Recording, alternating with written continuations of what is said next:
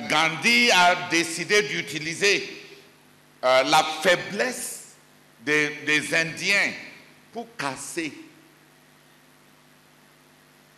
la puissance de l'Empire britannique. Ce n'était pas des fusils contre des fusils. Ce n'était pas des conspirations contre un empire. Juste rassembler les gens dans leur faiblesse. On ne veut pas ceci. On vient, on les emballe et on les met en prison. Le lendemain, beaucoup d'autres personnes viennent. Jusqu'à ce que les prisons étaient pleines, on libère les autres qui étaient partis en prison. Et après un certain temps, pour avoir la paix, on cesse de les arrêter et on les accorde ce qu'ils veulent. La Bible dit même un parole doux peut casser même les os.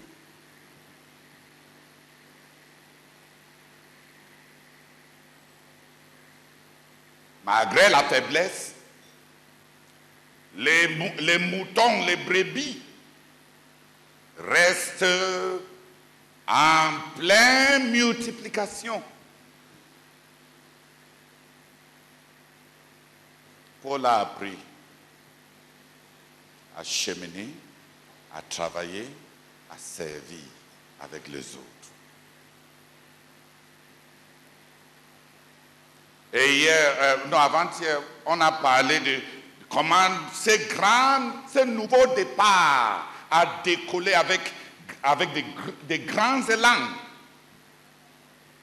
Ils ont rapidement pénétré la Pisidie, pénétré la Galatie, pénétré la Cilicie. Ils ont rapidement pénétré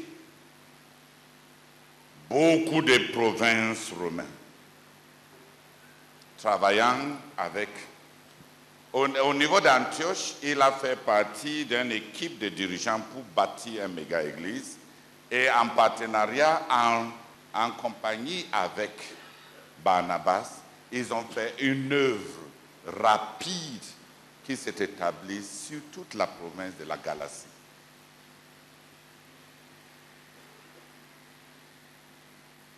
Il a appris à travailler dans l'œuvre avec quelqu'un. Il a appris à travailler dans l'église avec les autres.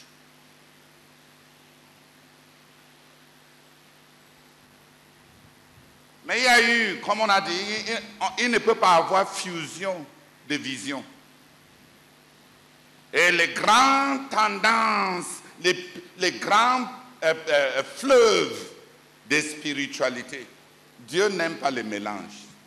C'est Dieu qui avait dit qu'il ne faut pas coudre un habit mélangé de lin et de laine et de coton. Le lin n'est pas mauvais, le coton n'est pas mauvais.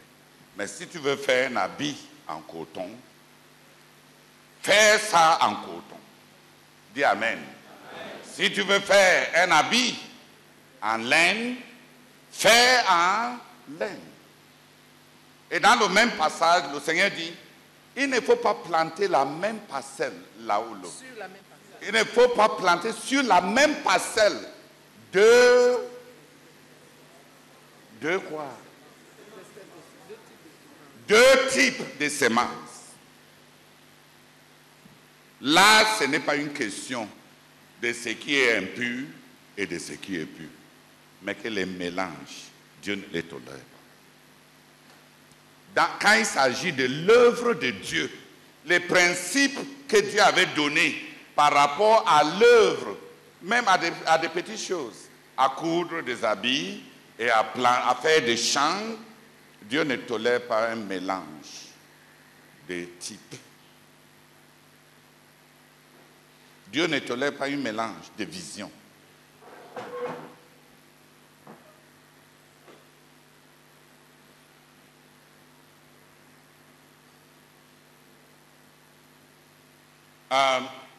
Il y a une épice qu'on appelle ezeza ou what? Hein? Ezezang. Hein? Non, le petit grain noir. Les feuilles, on peut les utiliser aussi pour assaisonner. Ça donne des fruits oranges qui noircissent et on utilise ça comme des épices. Le piment.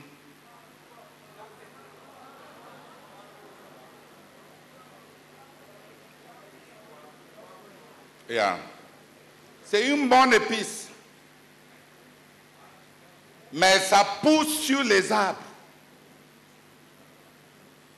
Et ça quand ça pousse sur un arbre, elle garde son identité. C'est utile.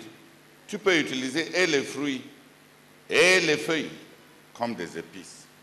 Quand ça se greffe sur un avocatier, l'avocat est bon, le zézansi est bon, mais greffé, alors que chacun garde son identité, l'un devient la maladie de l'autre.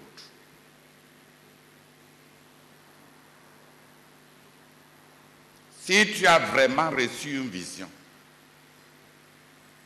que tu crois vraiment venue de Dieu, qui ne cadre pas avec là où tu te trouves, et tu trouves que tu ne peux pas être loyal, c'est mieux de partir.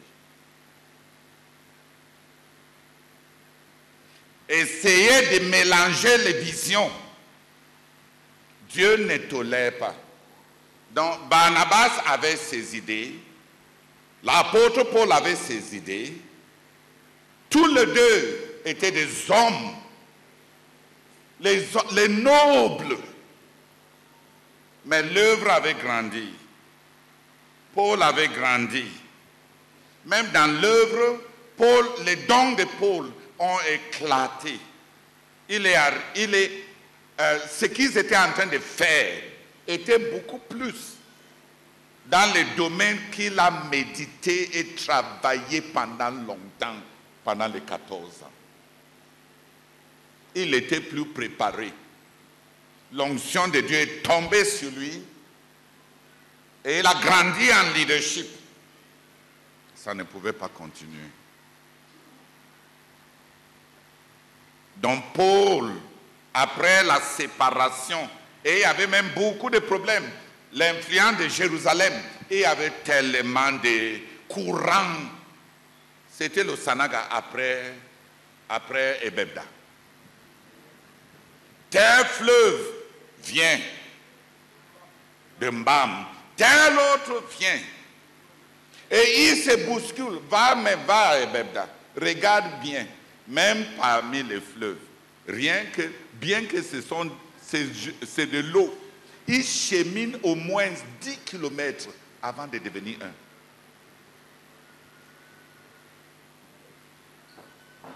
Même les fleuves qui ne bavardent pas n'aiment pas être assimilés. Quand tu vas à Ebebda, c'est combien de kilomètres? Toi qui as fait la géographie. Ils font combien de kilomètres avant? Ils cheminent côte à côte. Quand tu viens sur le pont, tu vas voir l'Ombam est resté de son côté. Jaunâtre. Et le Sanaga qui est venu de l'Est et du Nord reste de son côté. Et dans leur interface, ils commencent à causer petit à petit, petit à petit. C'est après 10 km qu'ils se marient. Yeah. Et ce n'est même pas seulement par rapport au Mbam et au Sanaga. Si tu pars à Lokoja, au Nigeria, la Benue et le Niger, ils font au moins 50 km avant de se mélanger.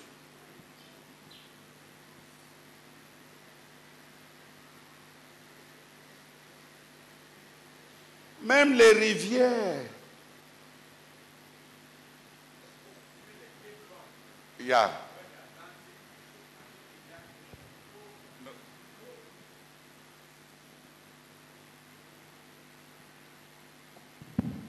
Même au Cap, là où les deux océans se rencontrent, le vent peut te renverser parce qu'il y a tellement de turbulences à ce point-là. L'Atlantique et le Pacifique, pour qui se mêlent, c'est le problème. Et ça, ce ne sont que les rivières, pas les esprits.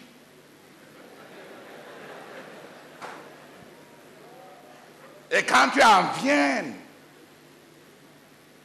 aux êtres humains qui sont les esprits, et tu veux mélanger les visions, tu voulais prier. Oh Seigneur, oh Seigneur, oh Seigneur. On apprend à travailler en équipe. On apprend à travailler en équipe. On apprend longuement à travailler en équipe, à se mouler, à voir disparaître les individualités, les jalousies, les égoïsmes. Ça s'apprend, Seigneur, ça s'apprend. Des longues études pour que les individualités disparaissent et qu'il y ait un corps pour servir Dieu. Merci pour ces illustrations claires. Merci pour ces illustrations claires. Même dans le monde fluvial, même dans le monde des eaux, même dans le monde des animaux, des oiseaux, on apprend à faire équipe. Ça s'apprend, Seigneur. C'est une école. Travailler ensemble. On ne peut pas se rencontrer, même dans le mariage. Être ensemble s'apprend. Avant que l'harmonie ne vienne, pour travailler ensemble à servir. Merci pour ces illustrations claires, simples, qui nous montrent l'école dans laquelle tu veux nous introduire pour être un corps qui va servir les desseins éternels de Dieu que tu nous as confiés. À toi la gloire, au nom de Jésus. Amen. Après cette phase-là, Dieu a eu une séparation. Je ne veux pas entrer dans les séparations, mais il y a des bonnes séparations. Abraham a dit à Lot, comme un moyen d'humilité, prends ta part et tu pars. On est des frères. Au lieu de rester ensemble avec tous ces tiraillements, si tu pars à gauche, je vais aller à droite. Si tu prends le droit, je vais aller à gauche. Il y a des séparations qui sont irréconciliables parce que c'est fondé sur l'humilité. Il y a des séparations qui, pour garder même la paix. Il y a des gens qui pensent toujours que la séparation, c'est seulement le problème. Il y a des fois où on ne peut pas avoir des bipolarismes et des multicéphalismes avec les problèmes qui sont attachés à ça. Paul a pris Silas, recommandé par les frères, et il est parti dans l'œuvre. Barnabas a décidé de vivre ses convictions. Il a pris Jean-Marc et il est parti pour servir Dieu. Il est rentré à Chypre avec ses débuts, Paul a connu beaucoup de difficultés. Ce nouveau décollage, où c'est lui qui est maintenant le dirigeant coordonnateur. Il commence à nouveau avec Silas. Il est maintenant à la place, comme Barnabas était pour lui, le partenaire aîné. Et il y a beaucoup de turbulences, comme le frère Victor disait. Ils essaient d'entrer en Bithynie. Le Saint-Esprit ne les laisse pas. Parce que la maturité de Barnabas stabilisait la direction. Séparé de... Dieu n'a pas prévu, quel que soit ce qu'on dit, qu'il y aura des séparations sans souffrance. Parce que Dieu ne met pas les gens ensemble simplement pour faire, pas que faire. Le départ de Barnabas a déstabilisé l'apôtre Paul. Quand j'ai enseigné ça les années passées, j'ai beaucoup enseigné sur ça. La richesse de Barnabas. J'ai même essayé d'enseigner ça même quelque part. J'ai essayé d'amener des frères à voir que les dons charismatiques et les dons intrinsèques sont différents dans leur fonctionnement.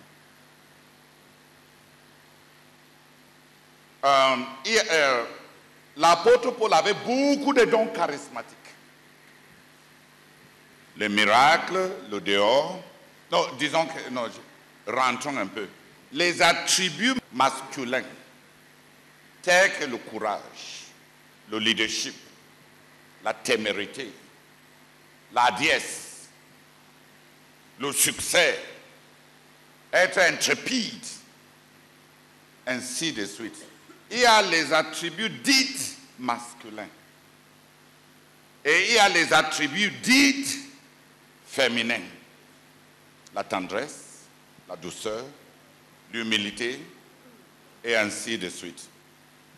Dans l'ensemble des dotations divines, quand Dieu donne, s'il donne à quelqu'un des dons charismatiques, c'est-à-dire pour attirer les gens, souvent la personne n'est pas le grand dépositaire des dons dits féminins, résiduels, qui fait l'être.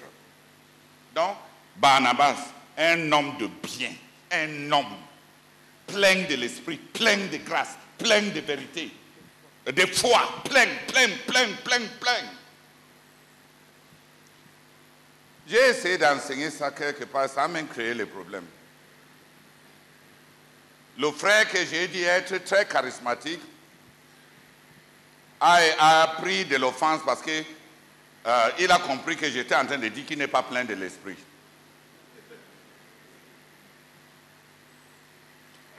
Donc j'ai arrêté. Pourquoi faire d'une doctrine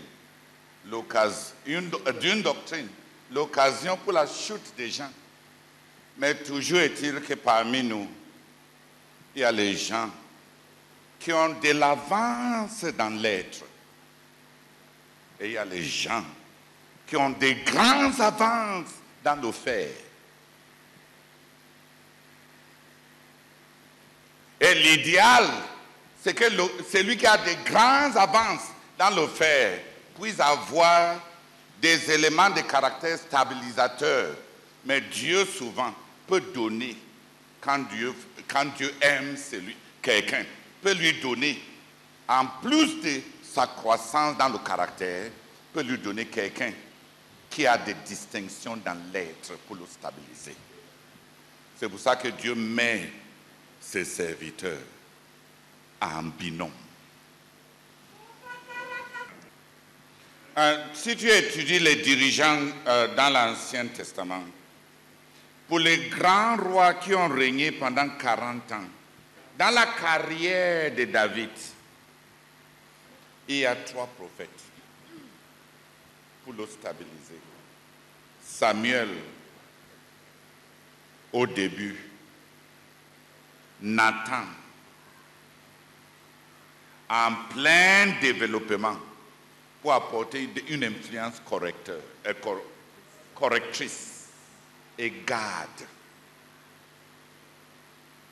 Dans la vie et dans le leadership de Salomon, il y a 3 prophètes.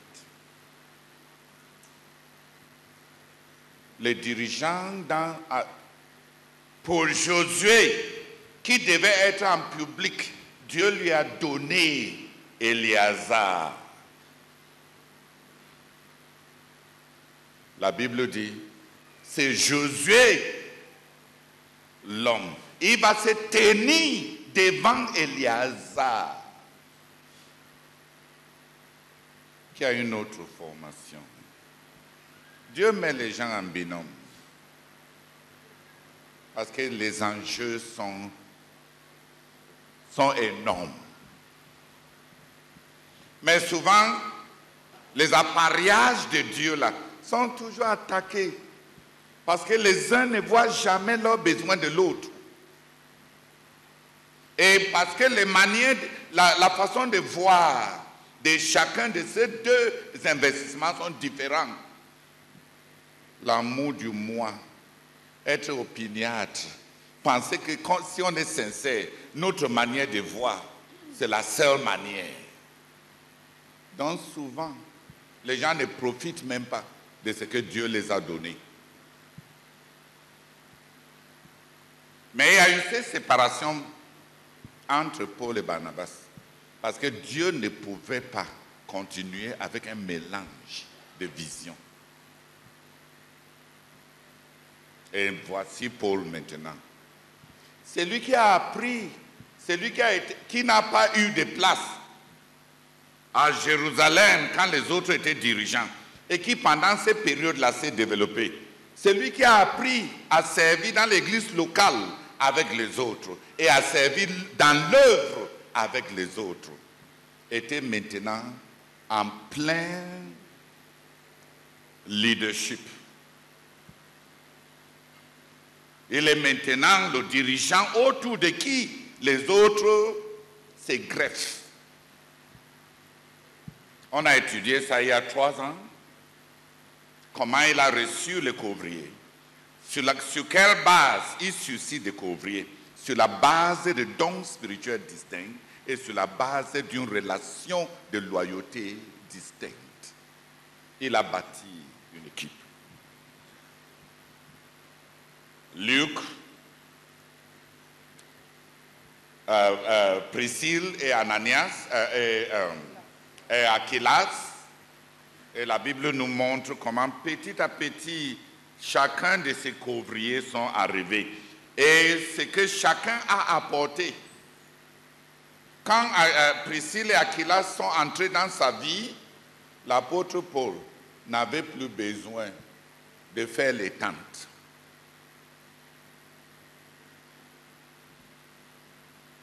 Et dans Romains chapitre 16, il dit même à toutes les églises parmi les païens que eux tous, ils sont tous comme lui redevables à Priscille et à Aquilas. Ils ont complété la partie entrepreneuriale de sa mission. La Bible dit que Paul était en train de discuter et de faire les tentes. Mais quand Timothée est arrivé avec Luc, il s'est donné à Éphèse maintenant à la prédication. Donc, en leur absence, ce n'est pas quelque chose de permanent. Même ensemble, quand ils sont à 3, Paul peut faire d'autres choses parce que les autres vont assurer les choses pratiques. Avant qu'il n'arrive, il était en train de prêcher et de travailler. Mais dès que Timothée est arrivé de la Macédoine, la Bible dit, Paul désormais s'attelait à rien que la prédication. Donc même dans une équipe, il y a une juxtaposition. Si tu ne sais pas à quel moment être prédicateur et à quel moment être serviteur. Quand j'ai formé certains de mes couvriers, je voulais produire des serviteurs pour le frère Zach. Donc j'ai choisi 2 de mes disciples. Non, j'avais même choisi 4 pour m'accompagner. Donc quand le frère Zach vient au Togo, je les amène avec moi. Et j'ai... pour essayer de voir avec qui ça va couler. Parce que le service n'est pas imposer quelqu'un sur un autre et dire que voici ton serviteur. Ça ne marche pas comme ça. On peut être un bon type, réunir des gens que tu aimes, réunir les gens qui sont bons, qui sont consacrés à tes yeux et viens présenter à quelqu'un pour dire prends ceci comme tes serviteurs. Ça ne marche pas comme ça. Ce n'est pas comme ça que ça marche. J'ai pris les 4 là. On part, chaque fois qu'on part à Cotonou, ou bien à Lomé, ou bien en Côte d'Ivoire, et je les observais. Je les amène, on nettoie les chaussures ensemble, on essaie. Et après un certain temps, je commence à les regarder. Parmi les 4, il y a un, quand on arrive, lui il est aristocrate. Si tu lui demandes, il n'est pas orgueilleux. Si tu lui demandes de faire quelque chose, il va faire. Il va faire. Qui a compris? Il n'a pas de problème. Hein. Vrai, il n'a pas de problème. Mais lui, il est serviteur à la demande. Si tu lui demandes, il va faire. Si tu ne lui demandes pas, il doit être humble. Il ne veut pas être obtrusif. Il ne veut pas dire, c'est imposé. Non, il est là, dispo. Et l'autre, il y avait un autre. Celui-là est spirituel. Quand le frère Zach, quand on arrive à Cotonou, et le frère Zach est en train de méditer pendant 6 heures, lui, il reste aussi devant son cahier. Parce qu'il faut qu'il soit spirituel aussi.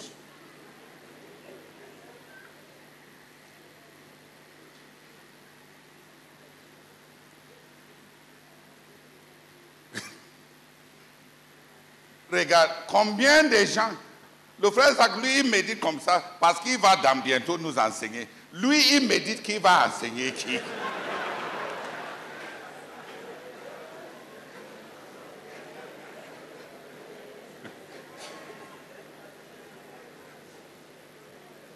Mais il tient à ce que le frère Zach sache qu'il est un vrai disciple. C'est lui qui est en train de l'imiter. Non, on ne va pas avoir le thé. Non, on ne va pas nettoyer les chaussures. Et après, mais il y a l'autre. Dès qu'on arrive, il tisse d'amitié avec les organisateurs. Comme ça, automatiquement, il devient comme une liaison entre les gens qui font le programme et comme il peut entrer dans la chambre du frère Zach sans déranger le frère Zach. Parce que ce n'est pas tout le monde qui peut entrer dans ta présence sans te déranger. Les gens entrent et tu dois prêter attention. Mais il y a des gens que si tu sais que celui-ci a des choses à venir faire, il peut entrer silencieusement et il prend des choses et il fait des choses sans te déranger. Et comme il peut entrer dans la chambre du frère Zach, prendre les chaussures, laver, préparer l'eau, faire beaucoup de petites choses. Lui, il prenait même 30 minutes pour méditer. Il finit de méditer vite. Et il part guetter pour voir ce que le frère Zach est en train de faire. Pour pouvoir dire aux organisateurs s'il est occupé ou pas. Donc, il est le serviteur des organisateurs et il est le serviteur du frère Zach en même temps.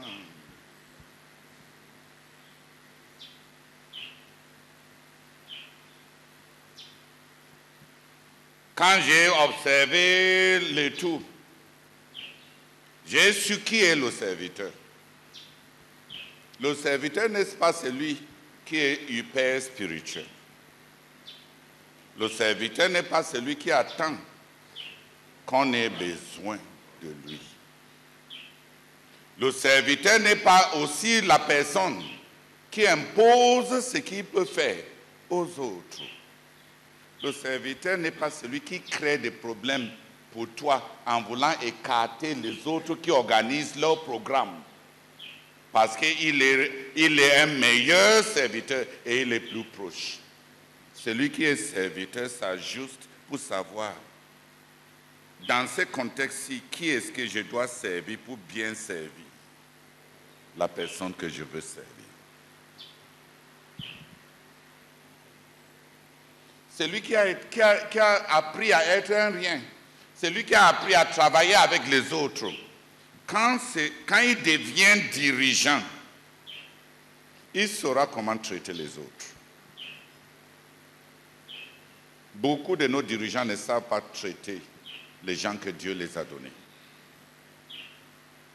Il y a tellement une crise d'insécurité.